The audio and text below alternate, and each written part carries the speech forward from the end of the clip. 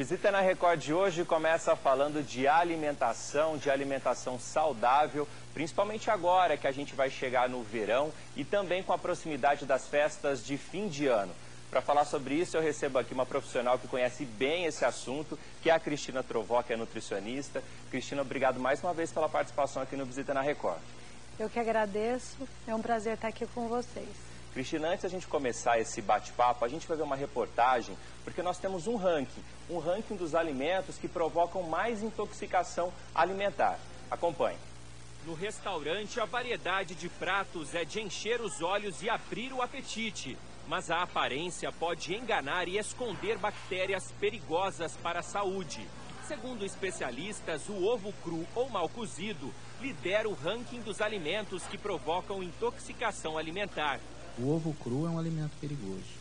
O ovo cru, ele está contaminado com a salmonela e isso pode provocar doença nas pessoas, a salmonelose. Em seguida vem a maionese, que também leva ovo no preparo. Se for a caseira, o risco aumenta. É que na maioria das receitas o ovo é colocado cru. A lista também inclui as carnes mal passadas, onde a contaminação por vermes é maior. E os doces, principalmente aqueles com coberturas feitas com ovo. É muito importante que você procure conhecer o local que você frequenta para que você tenha certeza que aquilo é produzido de forma higiênica. Carlos procura seguir essas orientações, mas confessa que na correria, às vezes a higiene é deixada de lado.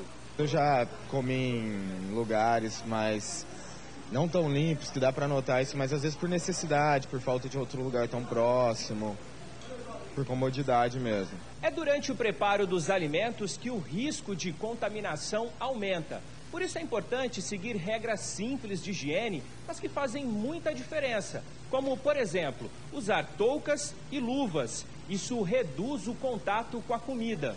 Quando sai da cozinha, os pratos quentes precisam manter a temperatura em no mínimo 50 graus. Já os frios, 10 graus abaixo de zero. A comida também não pode permanecer em exposição por mais de 2 horas. Isso evita a proliferação de bactérias. Nesse restaurante, amostras de todos os alimentos são coletadas 2 vezes durante o período que as refeições são servidas. Essa amostra ela é guardada, ela fica por 7 dias armazenada em temperatura menos 20, que é a temperatura de congelados. E ela é uma contraprova que se houver algum incidente com o alimento, a gente tem como provar e como fazer uma análise do produto. A orientação dos médicos é sempre dar prioridade a alimentos cozidos e carnes bem passadas. Se você tiver dúvida entre uma salada, se ela foi higienizada ou não, você escolha os alimentos cozidos. A gente tem hoje o hábito de consumo aí de sashimis, né, de picanhas mal passadas. Então, tudo isso representa um risco para o consumidor. A intoxicação alimentar provoca dores de cabeça, vômito, diarreia e dores no corpo. Sintomas que começam a aparecer 20 minutos depois da ingestão do alimento contaminado. Esse é o tempo que as bactérias começam a se multiplicar no organismo. Sempre que os sintomas aparecerem, a orientação é procurar atendimento médico. Irene sentiu todos esses sintomas. Personal trainer sabe bem dos benefícios de uma alimentação saudável. Mesmo assim, foi vítima da intoxicação depois de comer no restaurante de um navio durante um cruzeiro. Dá assim, mal-estar, dor de cabeça, ânsia de vômito, né? E fora assim, o mal-estar que a gente sente, o desconforto. Mas a viagem não acabou? Não, com certeza, foi ótima. Cristina, a gente viu ali que o ovo, né, a gente pode considerar que ele é o vilão. É isso mesmo? É isso mesmo, o ovo é vilão nesse sentido, né? O ovo é um alimento altamente nutritivo, importante que seja consumido, né? Ele é rico em colina, ele é bom para a memória, mas tem que ser feito em casa, assim, bem cozidinho. Nunca podemos consumir o ovo meio cru, o risco é muito grande.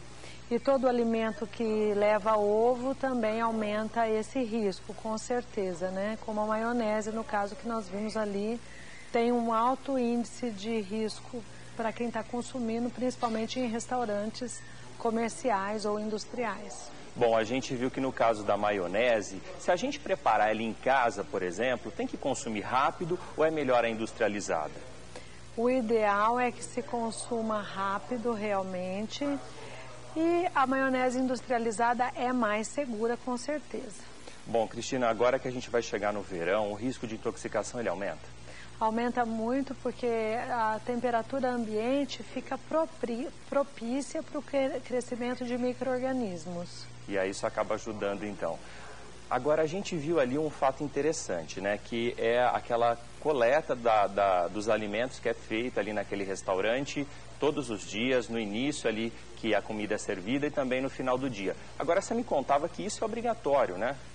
Isso é obrigatório nos restaurantes industriais, e a Vigilância Sanitária tem cobrado que isso aconteça também nos restaurantes comerciais. Inclusive hoje, os restaurantes comerciais precisam ter treinamento de cozinheiras para que se consiga que esses restaurantes funcionem, né? Treinamento por parte de nutricionistas que vão realmente orientar toda essa produção, os riscos de contaminação, né, para o funcionário, e também como esterilizar uma salada, porque não basta lavar, tem que colocar uma substância à base de cloro para diminuir os micro-organismos daquela salada, né? Às vezes a gente olha, acha que está limpo, mas não está bem assim, né? O olho não consegue detectar. Com certeza. Por isso que é preciso esterilizar. Então é importante também, a gente viu ali na reportagem, uma das pessoas que a gente conversou, que às vezes diz que deixa passar a questão da higiene. É muito importante isso, observar ali como é que estão as condições do local que você está comendo. É importante observar, mas também nós temos que pedir ajuda, né, aos proprietários para que eles realmente cuidem disso, porque nossos olhos não conseguem ver tudo. Não tem jeito. Não tem. Às vezes o local está super bem organizado, bem higienizado, e ainda corremos riscos. Cristina, agora vamos falar então um pouco da ceia de Natal, do Ano Novo, que está bem próximo aí da gente. Nessa época vem mais uma vez aquele sofrimento, né? Tem tanta coisa boa ali para a gente comer e aí depois a gente come e fica com aquela culpa. O que a gente tem que fazer, né? Como é que a gente deve optar por ter uma ceia mais saudável, não ter intoxicação e também não engordar demais? Trabalhar no preventivo. Você tem que começar fazendo todas as refeições do dia corretamente, não pulando refeições para não chegar na ceia com muita fome. Porque muitas pessoas pensam assim, eu vou deixar de comer para poder comer tudo que tiver, porque vai ter uma oferta muito grande. Exato. E isso faz com que você coma muito de coisas muito calóricas. E na hora do jantar, não deixar aquele horário passar sem uma refeição. Fazer uma refeição leve, comer uma salada, uma fruta, um iogurte, para exatamente não chegar com tanta fome na hora da ceia. E de aperitivos, a minha sugestão é que seja feito, por exemplo, um tomatinho cereja com manjericão, uma mussarelinha de búfala, cenourinhas no palito.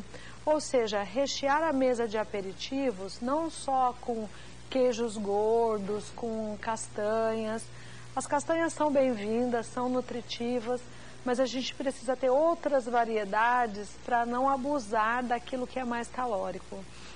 E na hora da escolha das carnes, sempre lembrar que as carnes brancas, como o peru, o chester, é muito menos calórico do que, por exemplo, pernil ou leitoa. Uma opção intermediária, no caso de um tender, seria o tender bolinha, que também é menos calórico quando comparado aos outros, né? E fazer o prato sempre completo. Nunca colocar só carne em detrimento do carboidrato, que seria o arroz. Então, colocar o arroz, uma farofa, a carne, sempre 2 fatias e, se possível, o abacaxi pode compor esse prato para você ter um prato mais farto, né? Encher os olhos e também o estômago, sem precisar comer muito da carne, porque a carne é o alimento mais calórico daquela mesa, né? E o que muita gente faz é exatamente, hoje eu não vou comer arroz, não vou comer isso, eu vou comer só carne. Acha que está fazendo bem, mas está fazendo errado. Exato. Agora, o nosso Natal e também o Ano Novo, né, Cristina, diferente de outros países, ele acontece no verão. O que a gente deveria fazer? Comer mais fruta, optar por uma sobremesa, por exemplo? Na sobremesa fazer o quê? Realmente comer mais frutas é a grande saída, né? Nós temos pêssego nessa época, nectarina, uva, cereja, coisas que nós não temos normalmente. Porque os doces tradicionais de Natal, por exemplo, uma torta de nozes com fios de ovos, não que você não possa comer, pode, mas vamos comendo a fruta e a torta de nozes, você vai consumir um pedaço menor de torta de nozes. Outra coisa que você pode fazer também é um creme de papaya, que apesar de ter o sorvete de creme, leva o mamão, que é bem nutritivo, né? E também não é tão calórico como, por exemplo, uma torta Marta Rocha, né? Um brigadeirão. Então, são opções um pouco mais leves. Agora a gente tem outro problema aí também, né, Cristina? Que é a bebida, né? O melhor seria não exagerar, mas muitas vezes isso acontece. O que deve fazer no dia seguinte ou até antes para evitar problema no dia posterior? Para não exagerar, você deve sempre tomar bastante água antes de começar a beber, tomar a bebida alcoólica, né? E durante a ingesta da bebida alcoólica, intercalar com água para ingerir uma menor quantidade de álcool. No caso de haver excesso, para metabolizar esse álcool, o nosso organismo precisa lançar mão de muitos nutrientes. Então, nós temos que aumentar a hidratação muito no dia seguinte. E não é à toa que a gente tem mais fome. Comprovadamente, beber dá mais fome no dia seguinte, dá vontade de comer doce, porque nós precisamos dessa glicose, assim como dos outros micronutrientes, para metabolizar esse álcool. Então, nunca devemos deixar de comer. É importante no dia seguinte fazer todas as refeições com mais água, com bastante frutas. Nada daquela história de compensar, comer muito hoje, amanhã não como nada. Eu acho que assim, compensar, comer nada é ruim, mas você pode fazer um dia mais leve.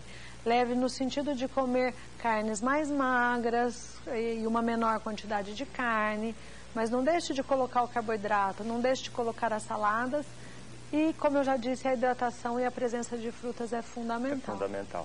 Bom, Cristina, você tem um site, né, que a gente vai mostrar ele aí, é o cristinatrovó.com.br. Lá, inclusive, você tem receitas agora pro Natal, pro Réveillon. O que tem lá? Isso, na seção O Chefe eu coloquei uma receita de moqueca, uma moqueca que pode ser utilizada agora no Ano Novo, por exemplo. E também você encontra receitas de peru, de chester. E tem um outro setor do site que falam de artigos. Dentro desses artigos a gente fez um esquema de como enfrentar as festas de fim de ano. São dicas para as festas de fim de ano e calorias dos alimentos mais encontrados nessa época de Natal e Ano Novo. Conseguindo manter o controle, não precisa começar janeiro naquele sufoco, querendo perder peso.